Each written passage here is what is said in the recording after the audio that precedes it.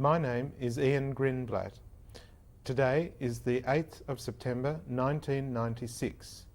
I'm interviewing Mr. Pincus Wolff in his home in the suburb of East St Kilda in the city of Melbourne in the state of Victoria, Australia.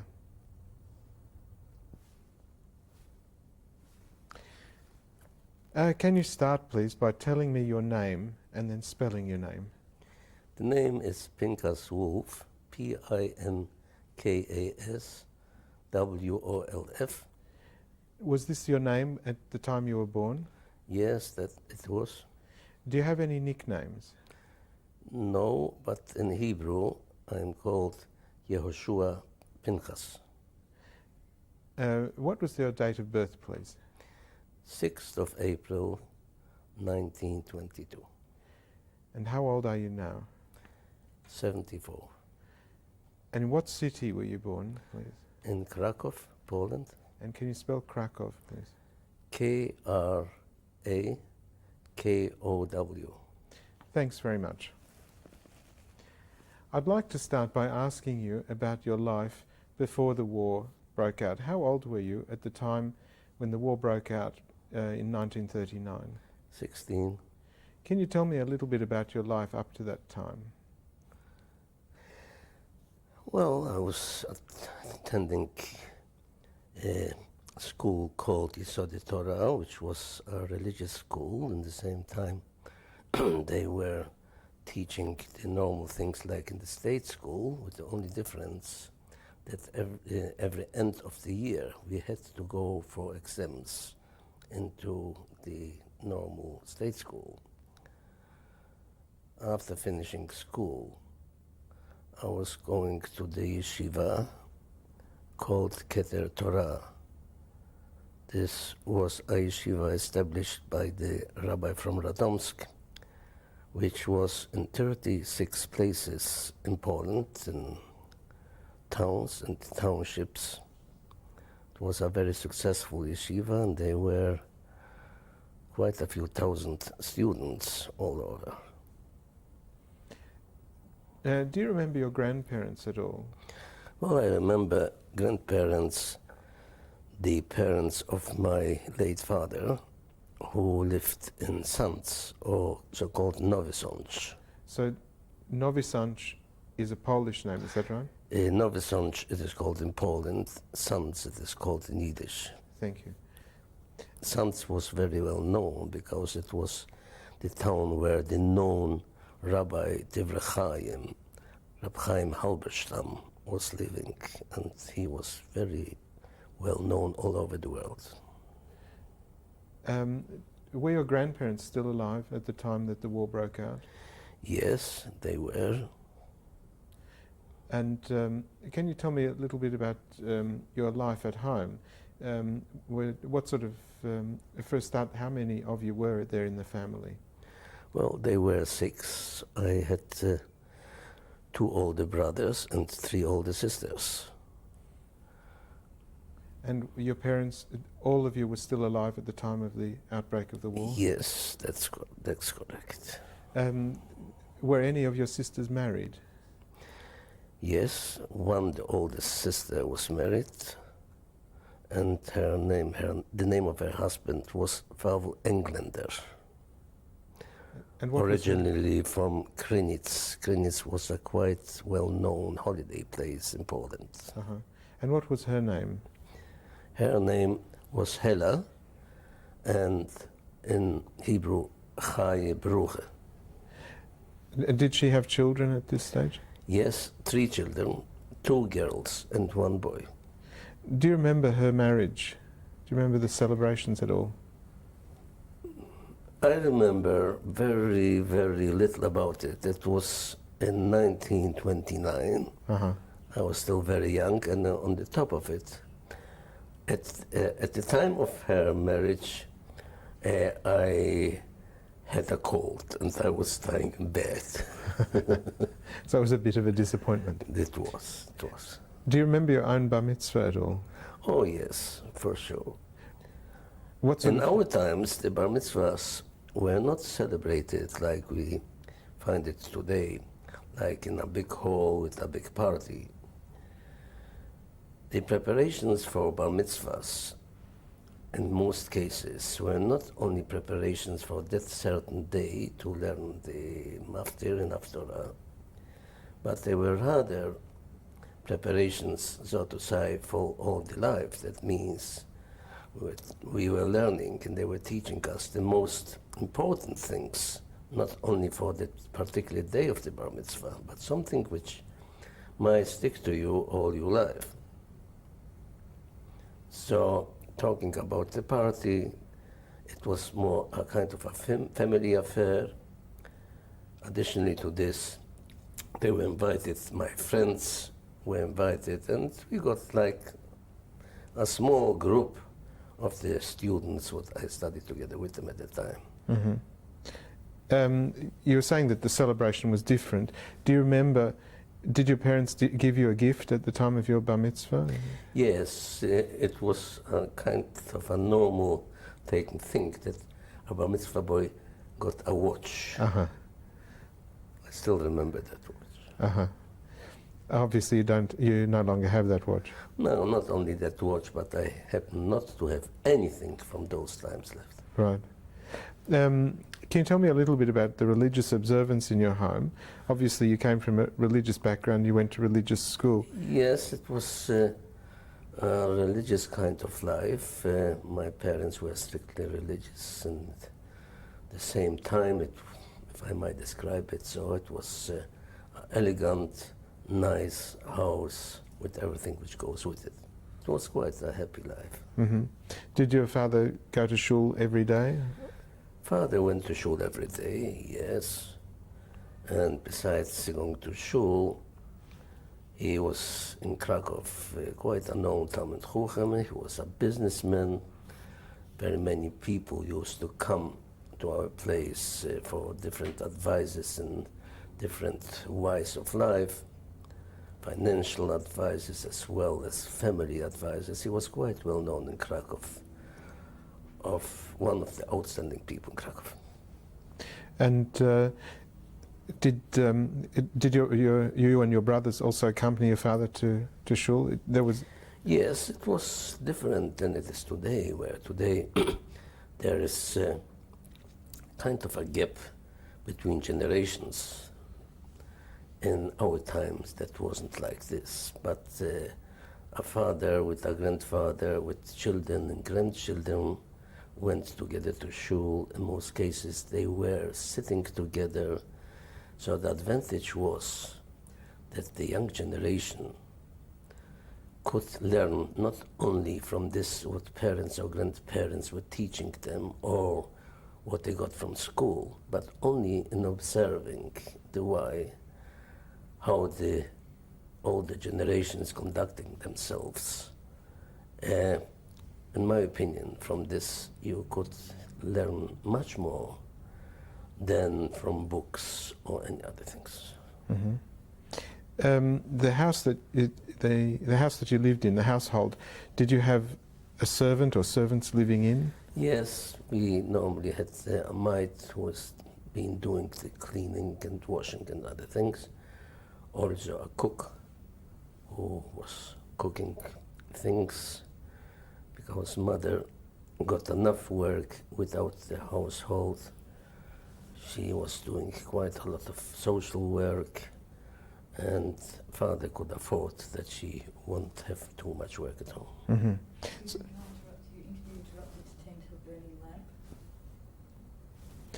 You were telling me about your household.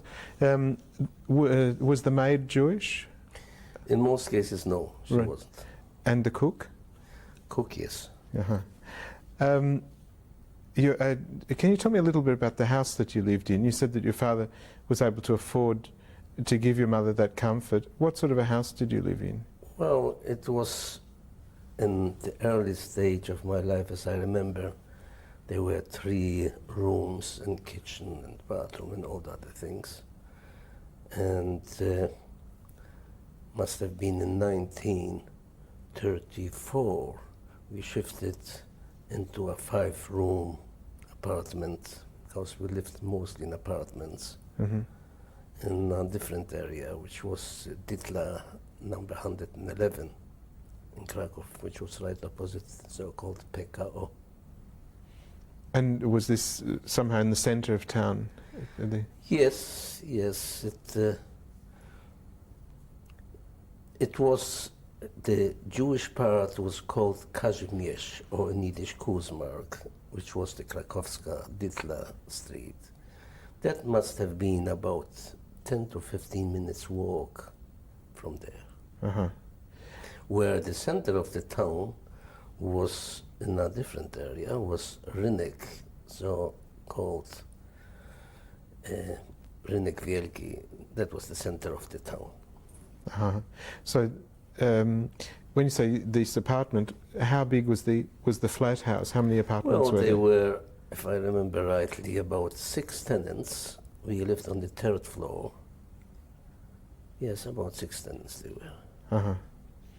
And what were the names of your parents? The name of my late father was Nissen Leib Wolf, or Wolf. And the name of my late mother was Ella Wolf. And you were the youngest of a large family, so when... That's right.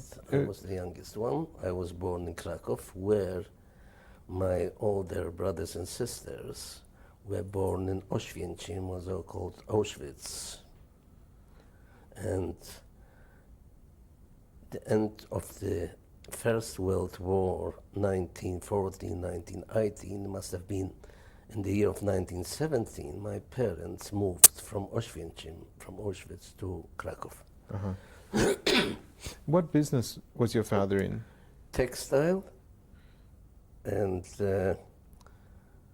well, originally the goods were called, quite well known in Poland, from Bracia Czeczowiczka Andrzejów, who gave the exclusivity of their article to my late father. That means that was an article which was also exported overseas. It was quite well known, and whoever wanted to buy that article, of course, had to come to us of bankers. So your father was the distributor for this product? Yes. Yeah. And were your brothers working in the business with your father? Well, yes, once they came to a certain age, after finishing their studies. So in the beginning, they used to come to the business for a few hours, and later, as they advanced, they were full-time in the business. And had you started to become involved in the business? I started only a couple of hours a day. This is as far as I remember. I was pretty young by then. So in 1939, when Germany attacked Poland, how did the circumstances change for your family? And well, in Krakow, when the Germans came to Krakow, so in the beginning, they didn't like to show all this, what they're standing for. So it was, if I might say, in comparison to other towns and to a later stage, everything was done by them slowly.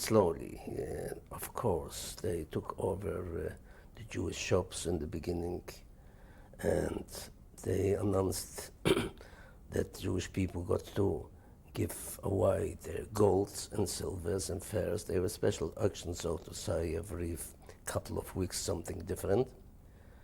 Our business, they didn't liquidate it because they also wanted from every line to have something for the German army. So they put into our business so-called a kommissarische Leiter, or in German a Treuhänder, which was a Nazi, who came in and of course he asked the keys of this and that and others, that he took it over. And we, means father and the family, were allowed to work there under his management. His name was Hans Niederhofer, originally from Vienna. And how long did this arrangement continue? This continued from 1940 until end of 1941.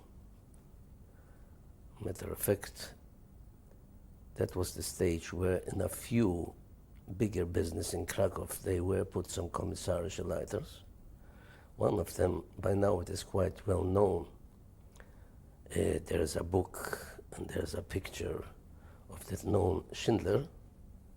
Matter of fact, I remember the beginnings from the time that before the book is starting or the picture, because it happened so that those few commissariat leiters occasionally they had meetings between themselves and drinking parties, which some of them were in our office and our business.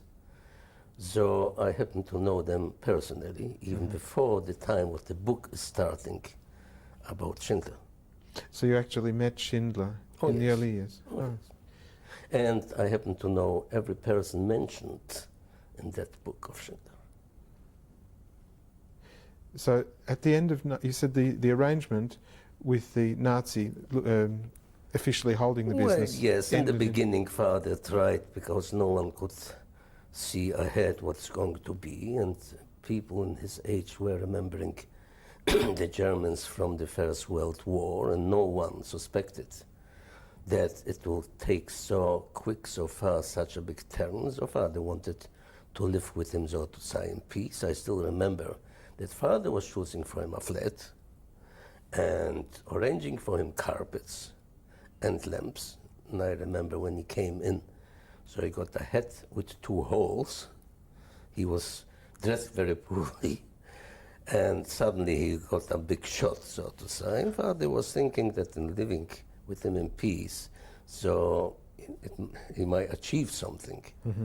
But it turned out that his ambition was to get rid of it as soon as possible and to send us away and to be left only by himself. So at the end of 1941, what changed? Well, it changed that the so-called allgemeine Aussiedlung were taking place and the actions took place, and the Jewish people from Krakow were put into the ghetto in Krakow. We whereas we were working under that commissariat leiter, so somehow we managed to be able to travel, and at that stage father established a few different places besides Krakow in case if it's needed to be able to shift from one place to the other place. That was Nowy Sącz, because the parents of my father were elderly people and he didn't want to leave them by themselves. So from time to time we were living, so to say, a few days in the week in Nowy Sącz.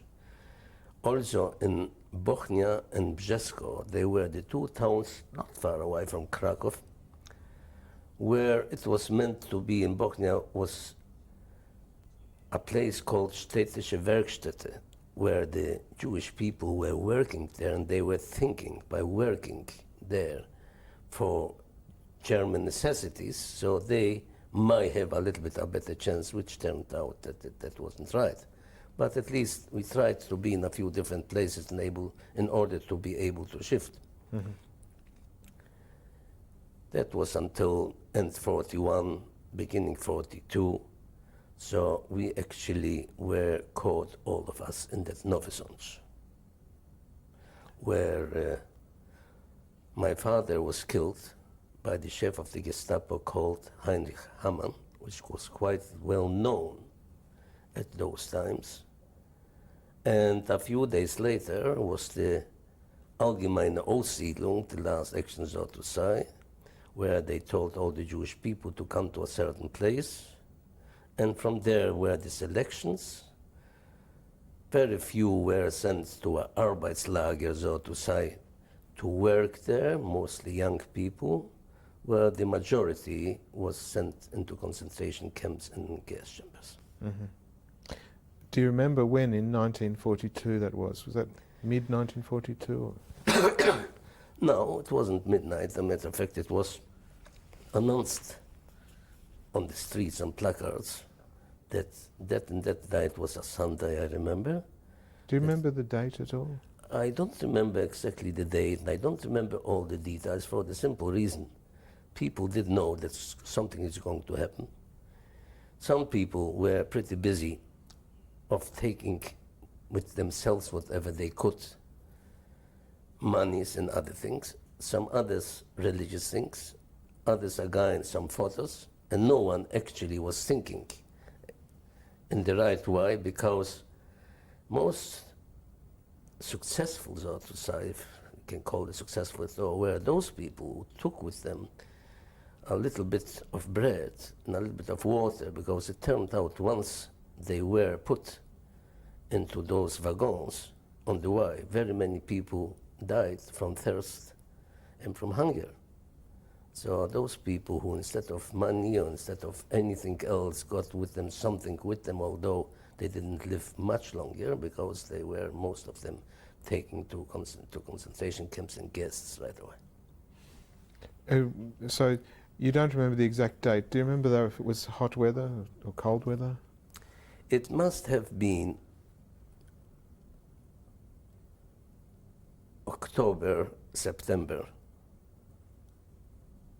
And actually, there were a few so-called Arbeitsgroups, which were supposed to stand in a certain place together with the groups, whoever got the papers that he is working in that particular group.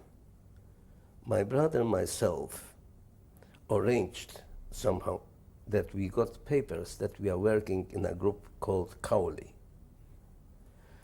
But we were standing together with mother and the whole family, although we didn't know that the others got a better chance. But circumstances were such that one of the Gestapo people came up to me and asked me why I didn't put myself between the Arbeitsgroup. And they hit me very hard. That was on the top of a hill where my group was down there. So that I calculated down straight to that group, and that was the end which I parted with my family. So you didn't see them anymore after that? Not anymore. Your father was, you said earlier, your father had was been killed killed a few days earlier, before the Allgemeine Aussiedlung.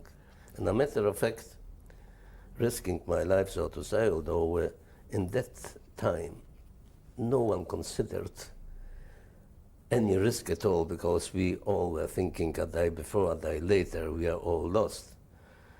But I came right into the Gestapo to Heinrich Hammann, and it was quite well known that from the Gestapo house in Novi Sącz, no one came out alive. Doesn't matter if he was called in character of a witness or in any other character.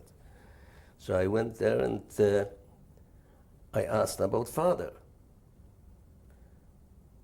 So he said, your father, and he couldn't get rid of me.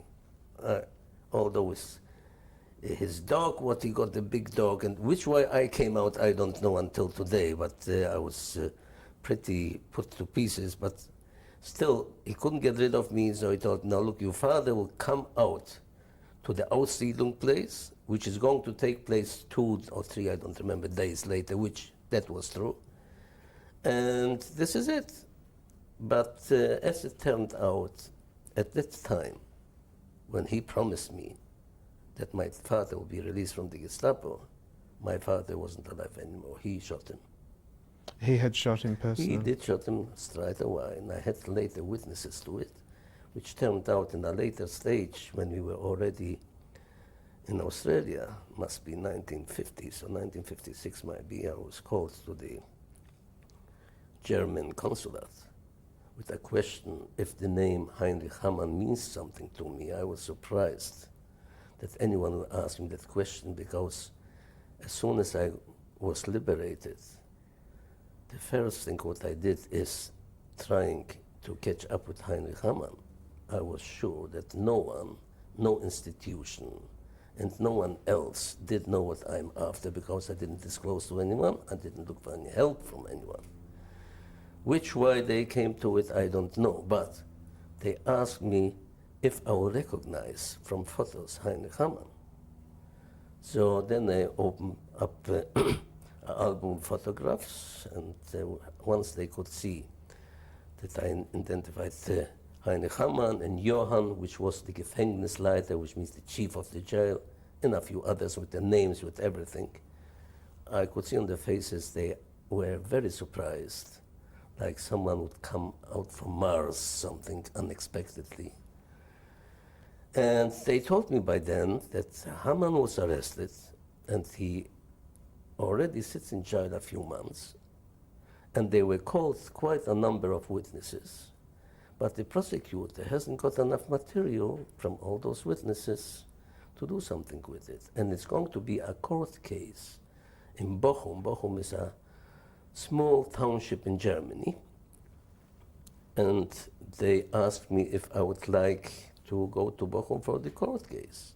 I remember that in the beginning I told them, no, I won't be going. Asking me why. So I said them quite openly. I hear about a few of those court cases what we're making in Germany with ex-Nazis. And in the end, maybe they are sentenced for about 2 or 3 years. You're keeping them a few months and you're letting them out. So I don't think that I would like to be a partner to that kind of deal. So no, I'm not going. I was sent a letter from the prosecutor of Hamann's case, Dr. Gold. I remember him until today. And he promised me by letter once, excuse me, he will have the right facts and everything. So this will get a determined court case. So I agreed to go there to Bochum, which I was in the court case in Bochum. And this is where he was sentenced for life. It was quite a big story about it with all the details. There are some snapshots still and some newspaper articles, what I have them until today. Uh-huh.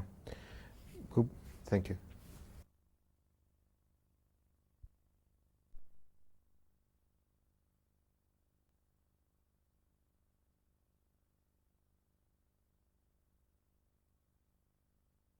On the 8th of September 1996. Just before we changed tapes, you were talking about the war crimes trial in which you gave evidence against Heinrich Hamann. So you said that he was sentenced to life imprisonment. Was that imprisonment, did they stick to that? Well, as far as I know, they did. Yeah. And what year was that trial, do you remember? The trial, I think 1957, 1956. 56, 57. Matter of fact, I was trying from the newspaper clips to get the exact date, what I couldn't. Uh-huh. Can I take you back now, Sure. back to the beginning, to the early days of the Yeah. war? Can you tell me what were the circumstances that led to your father's arrest? You know, that he was taken before the rest of the family and arrested and Right. subsequently shot. Now, in Nowy Sącz, we had the same textile business what we got in Krakow. So father managed to talk in one of his pre-war clients who happened to be a Volksdeutsch, that means a German who lived in Poland, whose origin was German, and talked him to be a Kommissarische Leiter for us in our business in Nowy Sącz, or in Sons, in order to be able to get out our goods from Krakow, which were more under the hand of Hans Niederhofer, our Krakow Kommissarische Leiter. Mm-hmm. And the business in Nowy Sącz was a kind of an indirect partnership between our Kommissarische Leiter, or Treuhänder, and the Kreishauptmann, which would be called the mayor of the town. His name was Domanego. He was German. So the German people, including the Gestapo people, used to come to that store when they needed some textiles for some reasons. It was a very risky time where Jewish people were not allowed to be out at certain hours of the night, kind of a curfew, and they occasionally were coming, especially in some hours, which Jewish people are not allowed to walk around, in order that, well, if they will shoot someone, so, well, he committed a kind of a thing, he shouldn't be in the street. Times were starting to be very risky, and I didn't want to put father into risk or anyone of my older brothers or sisters who were married with children. I was the only one, although I was the youngest one. But I didn't have so many responsibilities as they had. So normally I was serving them when they came to buy, or shall we say, to rob. So it gave me the opportunity to know them a little bit better. Particularly Johann was so-called in German the Gefängnisleiter, which means the chief of the jail. I remember he came in once, and in the office there were certain papers and letters. He took one letter, like normally the Gestapo wanted to know everything, whatever goes on. And I noticed he took that letter upside down. So I could work out that the man can't read. And in fact, he couldn't. His job was really to clean horses and to go on with horses. Horses were his life. Slowly, slowly, I got aware about some characteristics of the people who were coming to buy, which helped me later, particularly in excuse me, at the court case in Bochum. Between others, also Haman used to come in, as well as some others. So at this stage, your father had managed to have a friendly Volksdeutsch as the keeper of the commissar. Yeah, right. And I used to come from Krakow to Nowy Sącz once a week, mostly on a Thursday and a Friday, to bring with me some goods, which partly were sold, and the people in Nowy Sącz got for about a week where from to live. So your family was all based in Nowy Sącz at this stage? At that stage, mostly Nowy Sącz, like between Krakow and Nowy Sącz. Right. Occasionally in Bochnia or in Brzesko. Right. We tried to move around. So in this period, was your father able to conceal some of the family's assets? Was he able to put things away? Well, that was the only way to take Yeah. off from the Krakow stocks Right. whatever he could. Right. And so then what happened that he was arrested? Right. Now, I happened to be by then in Krakow, where I got a message, a telephone call, to come quickly to Nowy Sącz. What happened, what I was told later, one of father's pre-war clients with the name Joel Holzmann got in touch, came to Sons, and told father that his daughter with his son-in-law wanted to go for holidays, imagine in those times to go for holidays, to a place called Rabka. It was quite a well-known holiday place. And in order to travel, so of course, they had to take off their armband, which was showing that they are Jewish. Of course, Haman, whatever anyone committed not right things, in his opinion, from all over that area, so he took them into Nowy Sącz, and between them he took them also. Normally, when before the time where the general killings, so to say, so in Sącz, in Nowy Sącz, by Henry Haman, every second or third week there were about 60 to 70 Jewish people, and he took them right out to the cemetery and he shot them. That was at the time before they were known, the general killings, the mass killings, so to say. So that Joel Holzmann came to father and said, now look, I don't know here anyone, live here. You have to do something, whatever you can, that my daughter and my son-in-law will get out from the Gestapo. He was thinking, well, normally when one can't swim and he is in deep water, so he's catching himself a straw like this. But what I was told later, that most probably when they came to the store to buy some goods, their father must have mentioned something to Johann, to the Gefängnisleiter, asking him, now look, I never wanted from you anything, but can you do something about that case? Because all what happened is, the next morning came out 60-odd Jewish people from the Gestapo. Probably he couldn't take only one couple out of all the others, so he freed all of them up. It was in the streets of Sanz a kind of a thing which never happened before, and people were kissing each other. Next morning, Haman came to our place. He took father to the Gestapo and shot him straight away.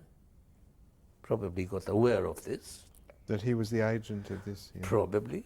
This is what we think. But at that stage we were thinking. Later I got aware with facts that was a fact like it was. Mm-hmm. Because later when I was sent to the camp, so they were with me, two people. One of them was the one who was, what you call it, the Matrikenführer, who was instructed to, when a person was born or a person was dying, so either put them on or cross them out. And the registrar? The register. That was one. And he told me exactly which day and what time he got instructions to deregister him. The other one happened to be a Jewish Ordnungsdienst who said that and that day he mentioned to me the names of others who were instructed to take him out to the cemetery and to bury him. So your father was actually buried in a single grave, was he? Looks to be. I don't know exactly where, but on the cemetery in Nowy Sącz. Uh-huh. So by then I got exactly the details and the date when it happened, which at the court case in Bochum, of course, I could have talked already about facts, not about what one is thinking must have been. Right, so then your evidence was quite hard evidence. My evidence was hard not only because of this, but also from a few other details. Because normally when I came into that court room, and I had a look on those few people sitting at the bench, first of all, suddenly I could see that I can't recognize. From the albums I did recognize them very well, and here I couldn't recognize them. Yeah, not being aware that was quite a number of years. Okay, people changing a little bit, but to change so much. But luckily when Haman was asked like the normal procedure, name and rank and whatever it is, so when he started to open his mouth, so straight away I recognized his voice.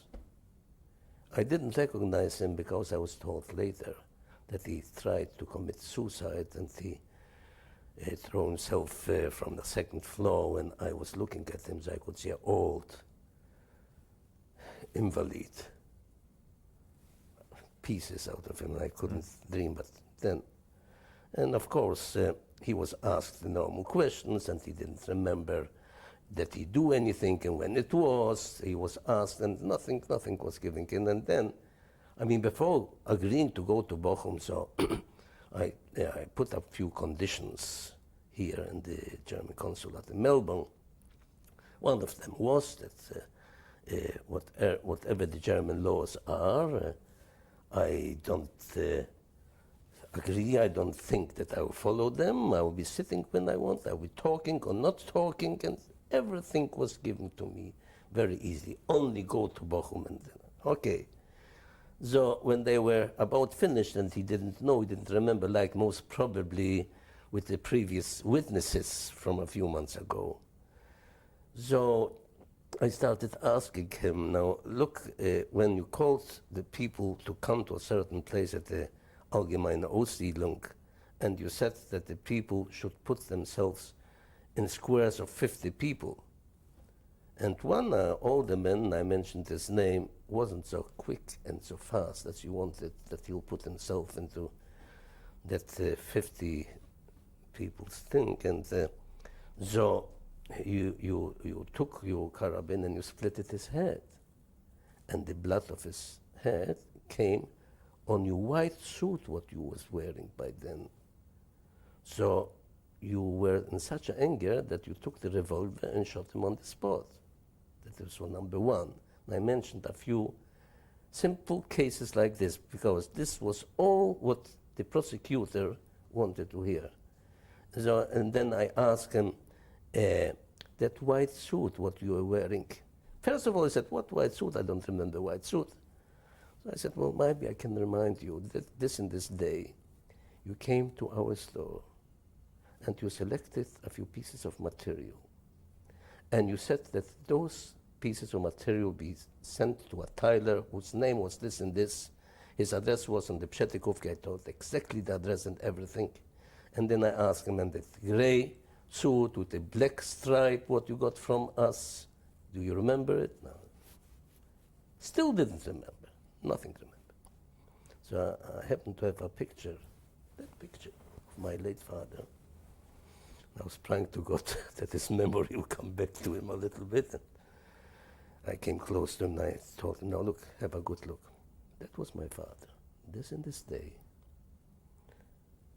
on this and this address, you came to our place and you took him from there to the Gestapo and you shot him straight away. He could see himself cornered a little bit because the people had a little bit too many facts and details about materials and about everything, and he couldn't run away. He tried very hard.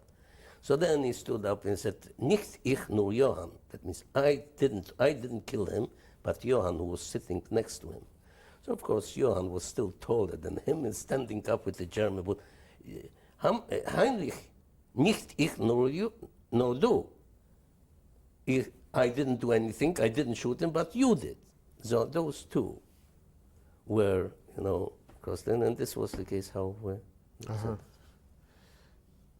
So I remember that after the court case, the judge asked me, he said, although it is against the law, but he would like to talk to me. I got prepared a taxi straight away to be off from Bochum. I didn't want to be in Germany, not 1 minute. So, okay, not lunch, but a cup of coffee. I like to talk. Okay, I like to talk. I was talking. So he told me who he is and where he studied and what are his degrees. And I'd like to ask you a question. I'm working here on that case of Heinrich Hammann's case so and so long, and I couldn't break him down. And how did you manage in half an hour? Where did you study law, he asked me. I told him, now look, if I would tell you that I never studied law in my life. So he said, unbelievable, impossible, nicht möglich, in Deutsch and German. So then I told him, I was cooling a little bit my anger, and I told him, now look, if you would have a mother and a father and brothers and sisters with children, all of them going in one day, so I can assure you, without your study of law, without your degrees, you'll be able to do exactly the same what I did. It is not much to be done. But the problem is that the court cases, what I hear, are a little bit different than they should be, and this is it. I wanted to give him a little bit of a watch. And I went away, finished. just before we go on with the story of what happened to you during the war, you mentioned that one of the reasons that you conducted the business with the Nazis was because you didn't want to put your brothers at risk because they also had families. So your two brothers were also married. Yeah. And what were their names, please? And can you tell me how many children they had? Yes, the older brother's name was Aaron. He actually wasn't in Sons with us, because before the war he lived in Bielsko, so-called Billitz, which was close to the German border. And when the Germans came there, so he was in Mielec, which is a small township near Tarnów, because his in-laws, his wife's parents, were from Mielec. And he was taken, that was one of the first lagers, Pustkov, near Mielec, and he was taken to Pustkov. He never came out from there. Right. The other brother, Nathan, he was married and he got one child. But the oldest sister, the name of her husband was Englander, they got 3 children, 2 girls and 1 boy. Besides of that, besides of grandparents, I had uncles and aunties and cousins, and most of them at this stage were in Novi Sad and Sons, because my father happened to be the oldest son, so to say, financially also helping everyone around. So they normally were following wherever he is. All in all, there were 70 odd members of our family, and all of them went in Sons. They were taking Sons. Mm-hmm. So, and now the time that your family was taken, you said it must have been around October, so it was after Rosh Hashanah, was it, when you were taken? I think rather before Rosh Hashanah. Before Rosh Hashanah? Yeah. Uh-huh. But fairly close to Rosh Hashanah? It must have been, yes. Uh-huh. Let me see, this of a month before Rosh Hashanah. A month before? A month before Rosh Hashanah. Okay. So now you said on the day that everybody from Novi Sad was rounded up, all the Jews from Novi Sad were rounded up, you were separated from your family. They knocked you around and moved you to another group at the bottom of the hill. Yes, and that group, after 2 or 3 days being still kept in Sons in a barrack, was sent to a place called Senjishuf, which was called the Arbeitslager, which means, well, a working kind of a camp in Senjishuf. It was under the management of General Miller, I remember, and they were produced those small carrots, those small wagons where Germany has done the offensive in Russia. And with their big things, they couldn't pass the high snows. So they have done something which probably was easier to move around. And those things were done in that Senjishuf camp. Mm-hmm. So you were doing metal work in that camp? Yes, timber work and metal work. Timber and metal. And how long were you in that camp? Look, as far as I remember, that was a time where I was completely out, so to say, knocked out completely. Dates or times or where I am were very, very difficult to put together. Mm-hmm. I mean, the shock of my father and all the family, and suddenly getting aware that I might be the only one left of all the family. So, but it must have been about 2 to 3 weeks where I was in that Senjishuf, where in the meantime, excuse me, I was successful in making contact with so-called the outside world, because there were quite a number of Polish people also working in the same camp, and they were normally finished their work in the evening, going home and coming back in the morning. And some of them, I somehow felt, might be that they are in the Polish underground, in the Polish partisan, which I was right, because that chief of the timber work, so to say, turned out to be one of them. So I was successful making contact with them. I got plenty of money to buy myself out and to buy some other people out. I managed to get in some arms inside the camp. I organized 7 boys, and with the arms in our hands, we broke it out and we went to the forest, So trying to get in touch with the partisans. you said you had quite a lot of money with you. How were you able to keep that money when you were rounded up? Okay, money, fortunately enough, I mean, people were being taken to Auschwitz or to Belzec. They had to strip, and they went through a kind, before they sent them to the camp, to the gas camps. Right. Not only this, but even later they took from them, if anyone got a gold tooth, and they took from them everything. Where in those lagers, which were not Vernichtungslagers, but Arbeitslagers, so to say, you didn't go through that very, if I would, so they would take away from me, of course. So you were able to take it. Were you able to keep anything else with you? Like, for example, your tefillin. Did you have tefillin with you? Right. In the beginning, yes. But look, like I mentioned before, different people got different priorities. Right. And it was rather a matter, I mean, no one remembered exactly what is, no one did know what is wanted more. From the Jewish halachic point of view, where when you are in a dangerous situation like this, you are allowed everything.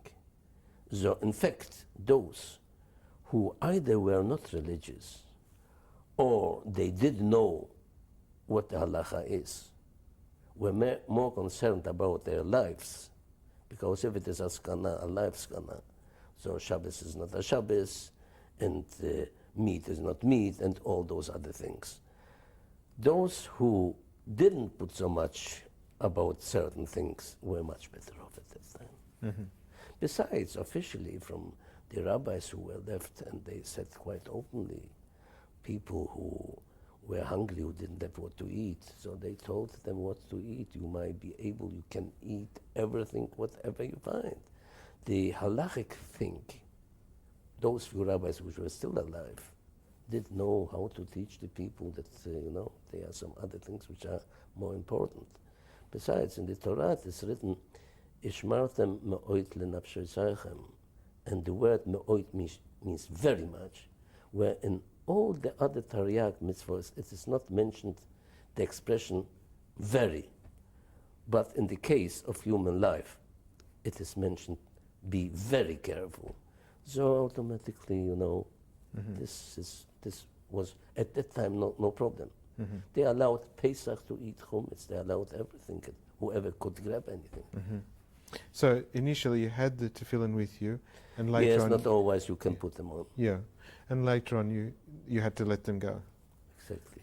So Later on, what I succeed only to have arm in my hand, where I never touched them before. Would my parents know that I'm taking arm in my hand? I mean, in my young years, I was like under a glass shelf, protected with everything. I did know one thing, that I have to take that into my hands, and when I'm shooting, I have to shoot right, because if not, so there's no shooting, so it's nothing. And I happen to, to do it. do you remember the names of the other boys who escaped from Shedzhishov with you? Yes, luckily enough, 2 of them were from that area where before the war, their parents were dealing with the country people, selling and buying some horses in one case, or selling and buying some green grocery and other things. They did know the area a little bit better than myself. A matter of fact, I was the youngest one, never in the army, and the others got much more ahead of me at that stage. Yes, one was the name Favelstang, one was Friedlander. Anyhow, out of the 7, only 3 who were alive when the war finished. So when you escaped from Sejeshov, this was already getting towards the late part of 1942. Yeah. And you went into the forest. Now these forests were between what towns? Big forests they were in that area that was between Rzeszów and Dębic.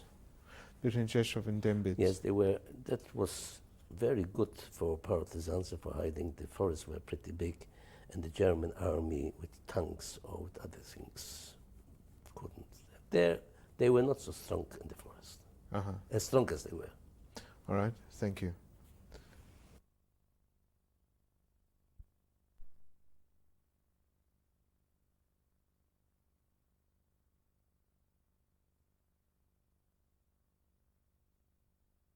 On the 8th of September 1996.